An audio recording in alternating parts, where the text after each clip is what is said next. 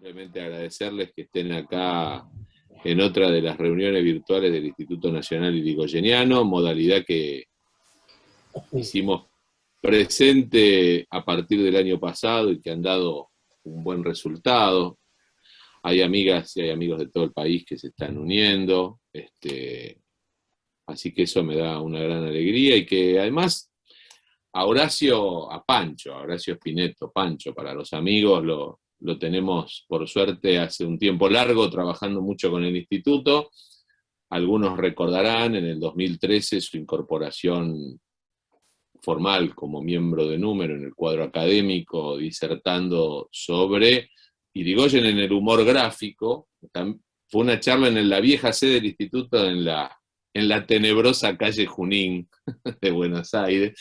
Hoy ya no estamos más allí físicamente, pero ahí fue la formalización de la incorporación de Horacio Spinetto, y hoy también, siendo él como es arquitecto, museólogo, artista plástico y pintor, un historiador de Buenos Aires, designado así también por la legislatura en el año 2005, nos va a ayudar a recorrer un camino con la presencia de Irigoyen en el patrimonio cultural y el paisaje porteño, paisaje urbano porteño, y algo más, como siempre hay algo de Yapa, ¿no, Pancho?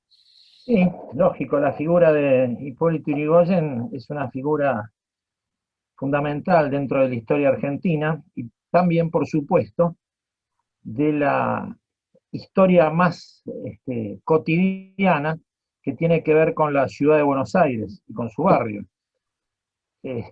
A mí siempre me gustó mucho el tema de la historia de los personajes, poder ubicar a los personajes más allá de la políticamente o históricamente, ubicarlos en su ámbito, ubicarlos donde se han movido, por donde han caminado, por donde han estado. Eso los humaniza muchísimo, los hace mucho más próximos a la gente. Así que bueno, respecto a Hipólito Yrigoyen vamos a nombrar algunas cosas que nos van a ayudar para ir reconociéndolo de cómo ha quedado su impronta en la ciudad de Buenos Aires. Independientemente un poco de su obra, insisto, como político presidente. Bueno, lo más obvio sería, por ejemplo, empezar por la nomenclatura porteña. Y bueno, existe una calle que todos sabemos, en una ubicación central, en un momento, bien central, que es la calle Hipólito Yrigoyen. Esa calle Hipólito Yrigoyen se llama así recién a partir del año 1946, a través de una ley 12.839. Porque antes había tenido varios nombres. La primera fue del Cabildo, obviamente, ¿por qué? Porque eran unas calles laterales al Cabildo. Después se llamó Camino Real, también un tiempito se llamó Villota, y después, a partir de 1822, se llamó Victoria. Y obviamente ese nombre Victoria surge de que uno de los límites de la original Plaza Mayor, después dividida en dos por la Recoba, Plaza de la Victoria y Plaza del Fuerte, la Plaza de la Victoria lindaba con esa calle que pasa a llamarse Victoria. Que no tiene nada que ver con el tango Victoria, Zaraca, Victoria, nada que ver. Así que bueno, a partir de 1946 la vieja y tradicional calle Victoria pasa a llamarse Hipólito Yrigoyen. Y es una calle de una ubicación fundamental dentro del tejido urbano de Buenos Aires, porque precisamente pasa lindando con la Casa de Gobierno, toda la Plaza de Mayo.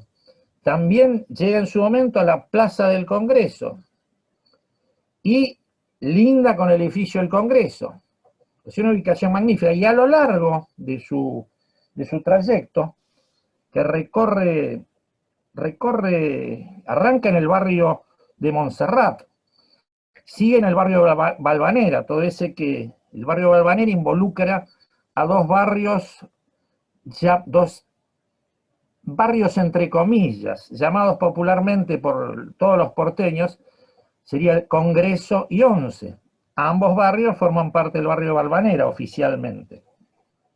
Y termina después, Hipólito Yrigoyen, allá se hace más ancha y termina de una manera muy agradable, muy arbolada, en la avenida La Plata cuando se junta con Rivadavia. O sea, ese sería todo el trayecto de esta calle Hipólito Yrigoyen.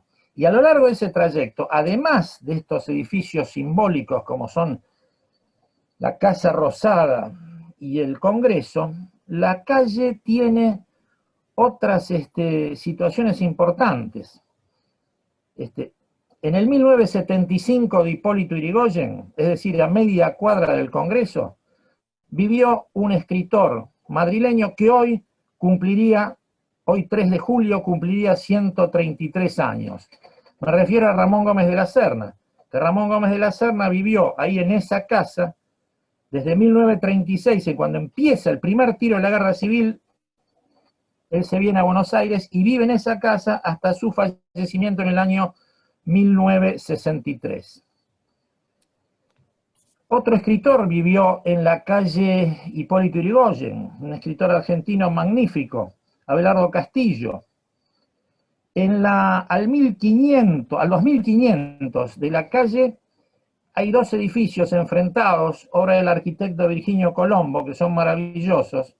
Uno es la famosa Casa Calice, recientemente restaurada, uno de los edificios Art Nouveau, modernista, secesionista, vienes más importantes que hay en la ciudad de Buenos Aires. O sea que bueno, es una calle muy importante. Con Diego algunas veces hemos hecho en su momento, mi momento municipal allá en los barrios porteños abren sus puertas, varias veces hemos hecho recorridos por la calle Hipólito Yrigoyen. Hay otras calles en la ciudad de Buenos Aires que se llaman Yrigoyen, pero atención, no confundirnos, todas son con I latina. La principal de ellas, principal en el sentido de los personajes, también sería Bernardo de Yrigoyen. Tenemos la esquina Bernardo de Yrigoyen e Hipólito Yrigoyen. Bernardo de Yrigoyen, bueno, todos sabemos quién fue, un personaje extraordinario. Fue ministro de Relaciones Exteriores en 2 oportunidades, ministro del Interior en 2 oportunidades, fue gobernador de la provincia de Buenos Aires entre 1898 y 1902. Antes se llamaba Buen Orden. Esa es una, Bernardo de Yrigoyen. Tenemos otra, Yrigoyen, a secas, también con I latina. Es una calle que va desde Bacacay y la Perito Moreno hasta Beiró y la General Paz. O sea que divide un poquito ahí los barrios de Versalles y Monte Castro. Y esa le rinde homenaje a los hermanos Yrigoyen. Los hermanos Yrigoyen fueron Matías y Miguel. Matías fue diplomático ante el Reino de Inglaterra, nombrado por la primera Junta de Gobierno. Y después fue también ministro de Marina y de Guerra durante el directorio de Pueyrredón. Y su hermano, Miguel, fue el edecán de Santiago de Liniers. O sea, 2 personajes, el edecán de Liniers durante la Reconquista de 1806. O sea que 2 personajes que merecen ese homenaje por la calle Yrigoyen. Hay también un Santos Yrigoyen, antes Atuel, en el barrio de Pompeya, que es un capitán del tercio de vizcaínos que fue muerto durante las invasiones inglesas. Y por último, Yrigoyen con I latina, pero es interesante, existe una plaza, Coronel Yrigoyen. ¿Quién fue este coronel Miguel Yrigoyen? Fue un militar que participó en la guerra contra el Paraguay, que también formó parte de la Revolución del Parque, y que tuvo participación en las filas del radicalismo. Tiene una plaza este coronel Martín Yrigoyen, pero no hay una plaza Hipólito Yrigoyen en Buenos Aires. Se presta algunas confusiones porque algunas ediciones de algunos libros de las calles y plazas de la ciudad ponían que existe una plaza Hipólito Yrigoyen, ponen un número de ordenanza y un número de boletín municipal, y buscados no coinciden esos números ni con la ordenanza ni con el boletín municipal, o sea que no hay plaza en Buenos Aires Hipólito Yrigoyen, pero sí hay plazas Hipólito Yrigoyen muy importantes, por ejemplo la Ciudad de La Plata, en Morón, en Avellaneda, en Bransen, en Bolívar, en Wilde, en General Rodríguez, en Isidro Casanova, en San Isidro, en Mendoza, en San Juan, en Tucumán, y hay un magnífico parque Hipólito Yrigoyen en Rosario. Así que eso sería lo correspondiente a toda la parte que tiene que ver con la nomenclatura urbana. Otra cosa, otra cuestión muy interesante, siguiendo nuestros recorridos porteños, urbanos, hay una estación en el barrio Barracas, la estación Yrigoyen, hermoso edificio, que era la estación del ferrocarril sur. Ese ferrocarril, en la parte actualmente, es una estación intermedia del servicio eléctrico entre Plaza Constitución y, si hacemos la distancia de cercanías, va hasta Alejandro Korn, Ezeiza y Gleu, pero en los trayectos de larga distancia, por ahí pasa el tren que va a Mar del Plata y obviamente también a Bahía Blanca. Esa estación, que antes se llamaba Barracas al Norte, perdón, para diferenciarla de la Barracas al Norte, que después fue Avellaneda y que actualmente se llama Costequi y Santillán. Bueno, esta Barracas al Norte tenía originalmente una edificación que era de madera, al ras del nivel de la calle. En 1901 se comenzó a construir el viaducto, y ahí es cuando se construye la actual estación. Esa actual estación se inaugura en 1908, obviamente, como todos la conocemos, quedando a un nivel por sobre el de las calles. Como varias de las edificaciones del ferrocarril, esa estación fue realizada por un arquitecto inglés, que era Paul Bell Chambers, y por otro arquitecto norteamericano, Louis Newbery Thomas. Esta gente construyeron muchísimos edificios del ferrocarril del sur y otras cosas aquí en la ciudad de Buenos Aires y en otras partes. Por ejemplo, ellos son los que hicieron la ampliación de la estación Constitución, la que llaman Constitución 3. Ellos hicieron la estación de La Plata, esa magnífica estación de tren de La Plata. Y saliendo un poquito del ferrocarril, fueron los que hicieron la tienda Harrods en Buenos Aires. Esa edificación, con su ladrillo a la vista, tiene mucho que ver, es de principios del siglo XX, tiene mucho que ver era un edificio de avanzada, de vanguardia en esa época, porque está relacionado directamente con toda esa corriente del modernismo no como algo moderno dicho, sino como modernismo en relación directa con el Art Nouveau, que era una variante española. Pero también tiene mucho de la versión del secesionismo vienés, donde fue también cuna de esa estilística. Horacio, sí. Horacio, esa denominación, el cambio de denominación de la estación, sí, es contemporáneo porque está en la misma ley 12.839 que estableció la denominación de la ex calle Victoria como Hipólito Yrigoyen, o sea, corresponde a la misma ley. Exactamente. El miembro informante de ese proyecto, que era el presidente de esa comisión del Parlamento, era Absalón Rojas, diputado nacional por Santiago del Estero radical, hermano menor de don Ricardo Rojas, el gran literato argentino. Simplemente para agregar esa nota de color. No, perdón la favor, interrupción, Horacio. Ninguna interrupción, que esto que me gustaría más que sea un diálogo. Bueno, y la estación Yrigoyen, si muchos la recordarán, así, muchos a lo mejor también la recuerdan porque aparecía en la película Sur de Pino Solanas, ahí nomás, hay media cuadra, hay una escena donde está Goyeneche cantando, una cosa extraordinaria. Pero concretamente está en la calle Juan d'Arquier, entre Villarino y Osvaldo Cruz. Un paisaje realmente sumamente interesante dentro del paisaje urbano porteño. Seguimos con nuestro recorrido y hay uno que no es obvio y no lo podemos dejar atrás de ninguna manera, que es, siendo acá está Carlos Francavilla, tengo que andar con cuidado. Es uno que Nos sabe vamos, mucho, sabe mucho, Carlos. Sí, sí. Nos vamos al cementerio de la Recoleta.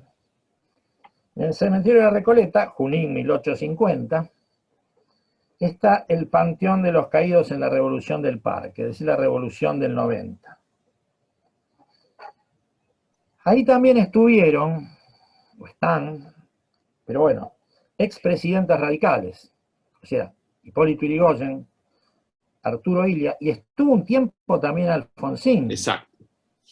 Un tiempito, hasta tener ya su bóveda propia. Es una escultura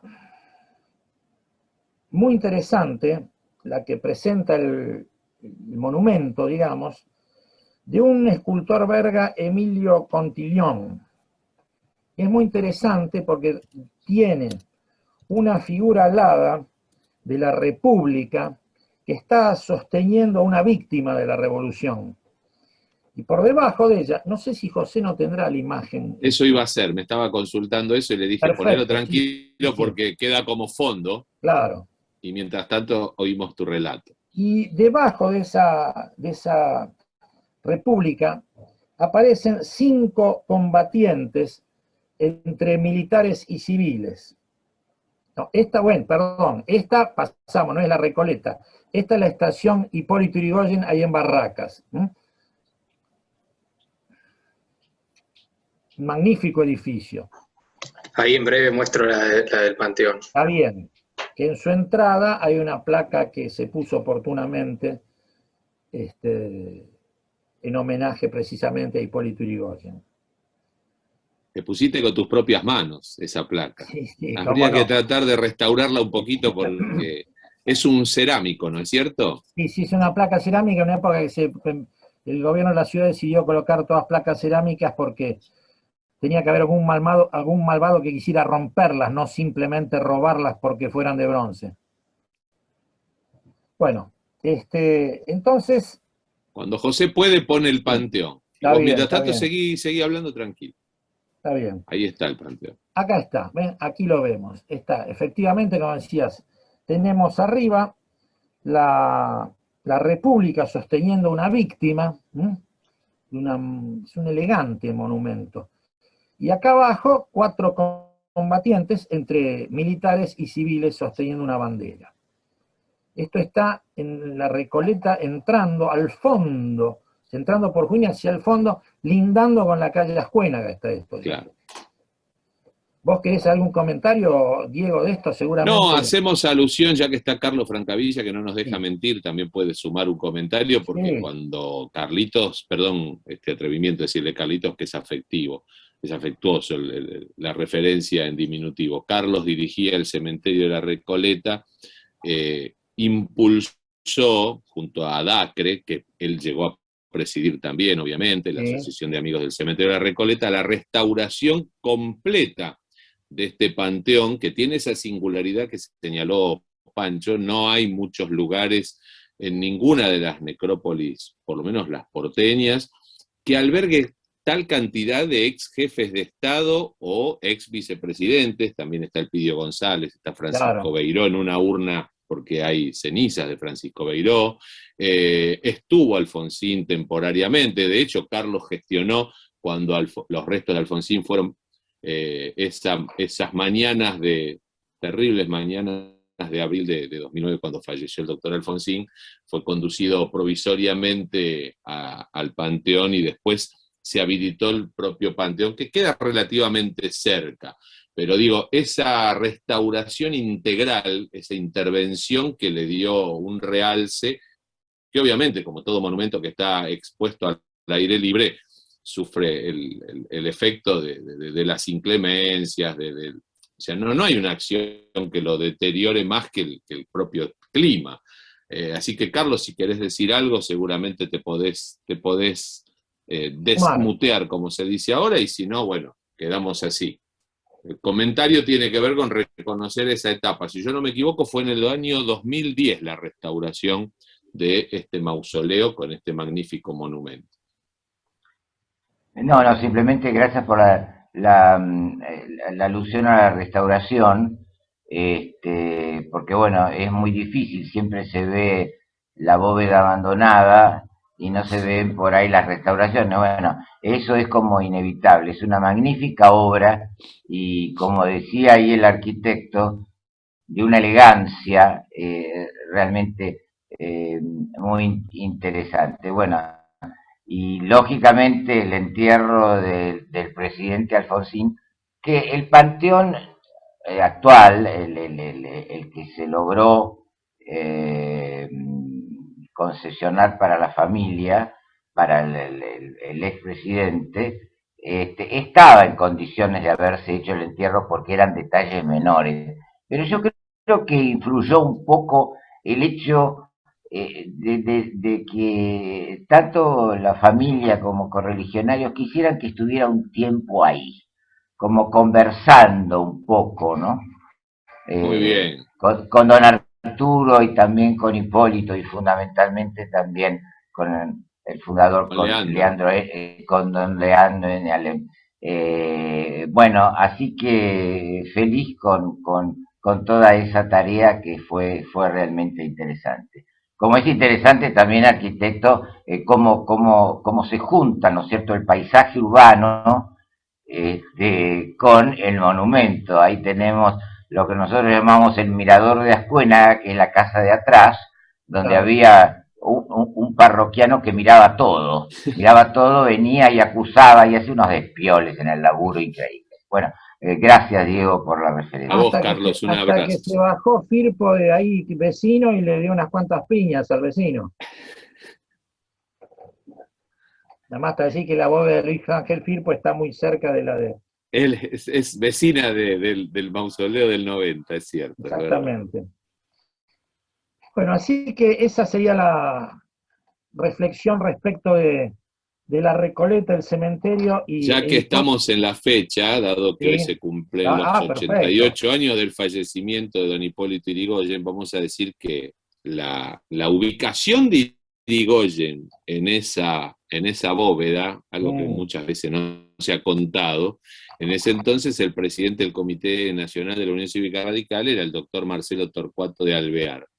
Y la familia que había hecho posible, que todavía de hecho está vinculada a la vida del Panteón y a la vida nuestra del instituto, los Espina, los Espina Rawson. Estaba el famoso coronel Espina, todavía era un sobreviviente de la Revolución del 90, que alguna cuestión le quedaba con don Hipólito, y dio trabajo convencerlo para la autorización de don Hipólito que fuera a descansar sus restos allí, junto con Leandro y con los revolucionarios caídos, y al parecer en algún momento Alvear tuvo que hacer uso de ese carácter tan particular que tenía. Algunos dicen, se cuenta, hay testimonios de ello, que era muy puteador, y en algún momento que Mariano Espina no cedía, le dice en un momento, pero Mariano, dejate de joder, ¿qué es Hipólito? ¿Dónde va a descansar si no ahí al lado de Alem y los revolucionarios del 90? Y esa última imprecación que hace Alvear terminó de vencer la resistencia del coronel Espina. Claro. Y desde entonces descansan ahí sus restos. Perfecto. Bueno, vamos a ir del barrio de la Recoleta y vamos a ir, bueno, mejor dicho, vamos a continuar en el barrio de la Recoleta. Pero nos vamos para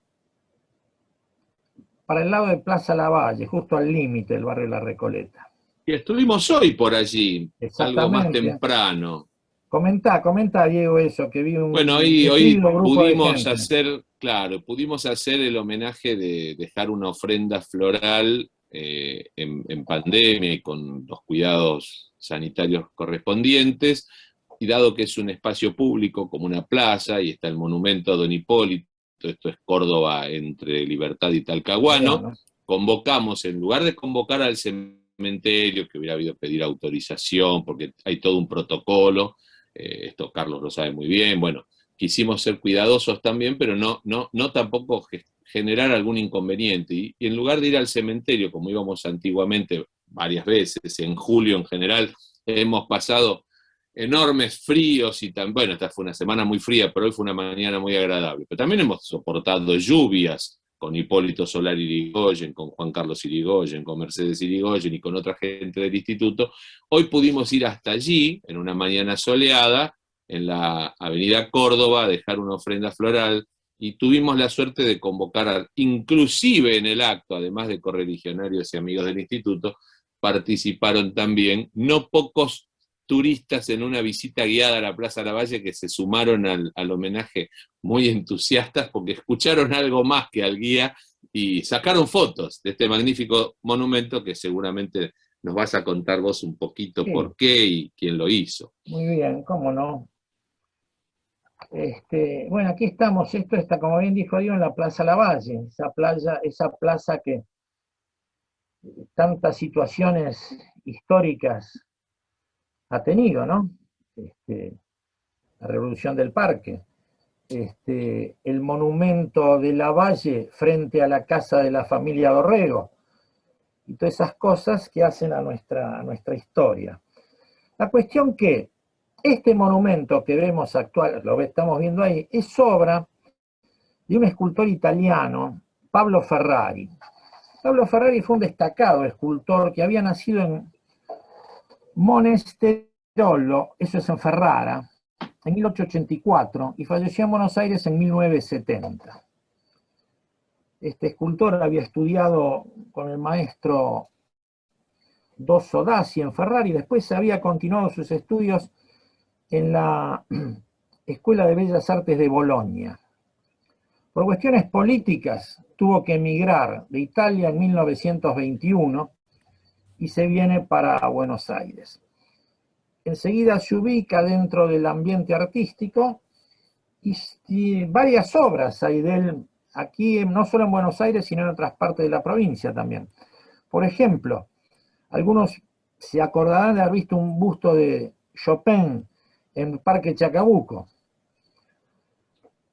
Hay también, por ejemplo, un interesante monumento a la bandera en la ciudad de Saladillo, y tiene más de una obra en la ciudad de 25 de Mayo. En relación con el monumento de Irigoyen, podemos decir que en el año 1946, calle, todo en el 46, la calle, como habíamos mencionado, la ordenanza, el Ministerio de Justicia e Instrucción Pública organiza un concurso para la ejecución de un monumento a Irigoyen. Y quien gana ese concurso es precisamente Pedro Ferrari. Por esas cuestiones gana el concurso, pero luego prácticamente queda en la nada, queda archivado. La disposición de la ley era ubicarlo en Avenida de Mayo y 9 de Julio, ¿no es cierto? Exactamente, Horacio? Muy bien. Él muere en el 70 y entonces la viuda de Ferrari, la señora Amelia Bontempo, decide donar todos los planos que tenía del monumento a la entonces Municipalidad de la Ciudad de Buenos Aires. Y la Municipalidad de la Ciudad de Buenos Aires decide hacerlo, y algunos decían qué contradicción, era un gobierno de facto el que pone el monumento en definitiva de Irigoyen. La cuestión que el 12 de octubre de 1972, Lanús era presidente, ¿no? Claro, claro. Muy bien. Y Saturnino Montero Ruiz el intendente. Exactamente. Se inaugura, y yo entraba en la municipalidad, se inaugura el monumento de Hipólito Yrigoyen. El vaciado en bronce de ese monumento se hizo en una de las fundiciones más tradicionales e importantes que hubo en Buenos Aires, que es la Fundación Sarubi y Buchás. Es una figura de pie, en escala de 1 en 1, es decir, tamaño natural, sí, donde se puede ver que todo el cuerpo, todo el torso, las piernas, están trabajados de una manera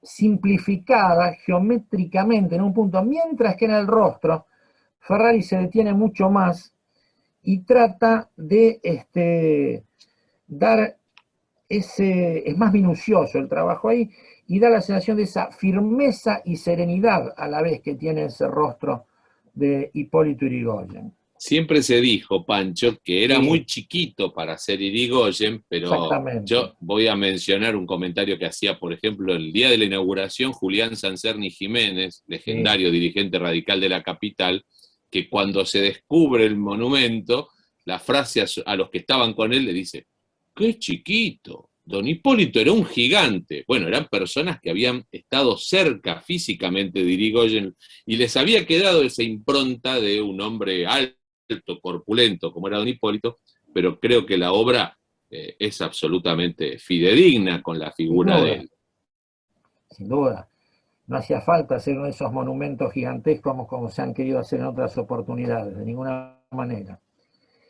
Y bueno, pero acá viene un comentario. Acá había otra escultura en este mismo lugar, antes de que estuviera Hipólito. Y era de un escultor francés, no italiano en este caso. Era Caperucita Roja.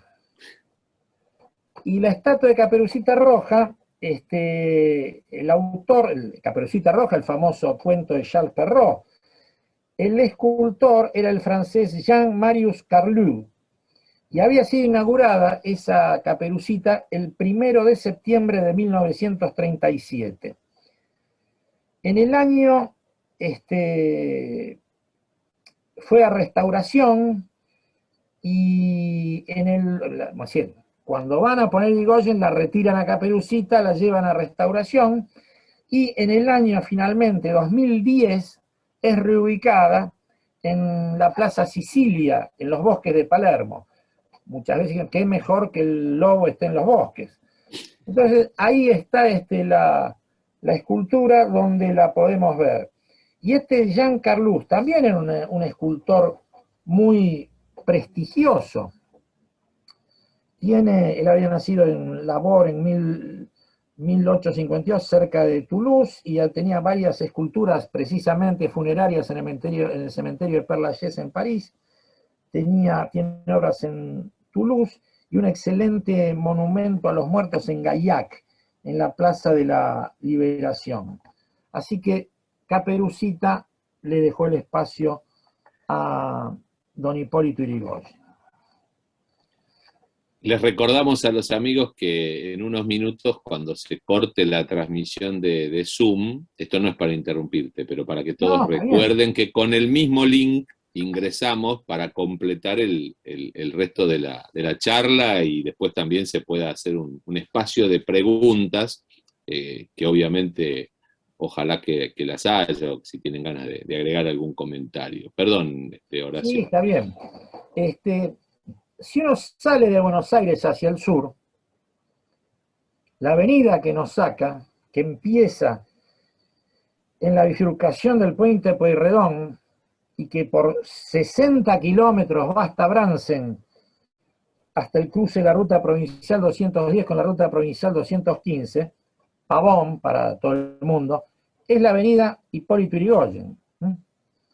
O sea que hacia el sur continúa Hipólito Yrigoyen, y además está decir la cantidad de ciudades que tienen dentro de sus calles el nombre de Yrigoyen. Antes de llegar a la parte de la iconografía, vamos a hablar, y ahí me interesa que vos participes también, Diego. Muchos pueden haber visto en la calle Sarmiento, cuando estuvo ahí don Hipólito, se llamaba Cuyo todavía, en Sarmiento al 944, es decir, Sarmiento entre la Cortada de Carabelas y Suipacha, hay un bar que ahora está cerrado, donde hay una pequeña plaquita que dice que ahí había vivido Hipólito Yrigoyen. ¿Esto cómo es, Diego? Bien, cuando él vuelve... Cuando vuelve de Martín García, ya, como él alquila, bueno, después en la segunda parte podemos ampliar un poco, porque él ya no tenía su vivienda de la calle Brasil, que tampoco era su propiedad, él alquilaba, claro, él alquilaba, pero va a vivir con la hermana a la calle Sarmiento 944, un departamento de altos, con balcón a la calle. Él regresa en febrero de su detención de 15 meses en la isla Martín García, en febrero de 1932, indultado por el dictador Uriburu, que es el mismo que dispuso su encarcelamiento. Él rechaza judicialmente el indulto, su abogado defensor, el doctor Armando Antille, que después sería senador nacional, rechaza el indulto, pero el indulto es una facultad presidencial a la que no resiste la apelación ni ningún tipo de revisión de carácter judicial. Entonces el indulto se hace efectivo, lo liberan, porque asumía ese mismo día la presidencia de la República el general Agustín Pedro Justo, que había sido elegido en noviembre de 1931, en elecciones que todos sabemos que se había vuelto a imponer la práctica del fraude, y para cuál es el radicalismo se había decidido, porque había vetado la fórmula Alvear-Güemes, que era la fórmula proclamada por el radicalismo. Irigoyen regresa cuando va a regresar entre comillas, normalidad constitucional, porque lo indulta el dictador. Y se va a vivir con la hermana, que es donde él va a fallecer, el 3 de julio de 1933, en esa casa, en la calle Sarmiento 944, que tiene una placa todavía de bronce. Es extraño, porque con el derrotero que cumplieron las placas de bronce en la ciudad, que fueron prácticamente todas robadas, esa placa persiste. Es un edificio de oficinas. Es un edificio muy bien ubicado a la vuelta del famoso, también ustedes acá hay varios municipales, el Mercado del Plata, ¿no es cierto? Ex municipal. Ex municipal. Bueno, escúchame, por una cosa, esos detalles anecdóticos, si se quieren, que también están relacionados con la ciudad y don Hipólito, se sabe que Hipólito era un hombre de buen comer.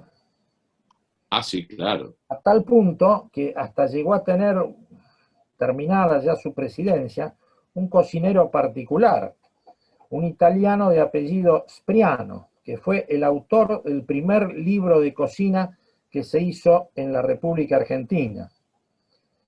Un cocinero y pastelero extraordinario, que inclusive hizo la réplica en una torta del Congreso Nacional, que eso generó todo un problemón, pero bueno, no importa, es de otro tema. Y uno de las cuestiones que no cedía ante la necesidad de comer o de tanto en tanto, eran las palmeritas de la confitería Ideal.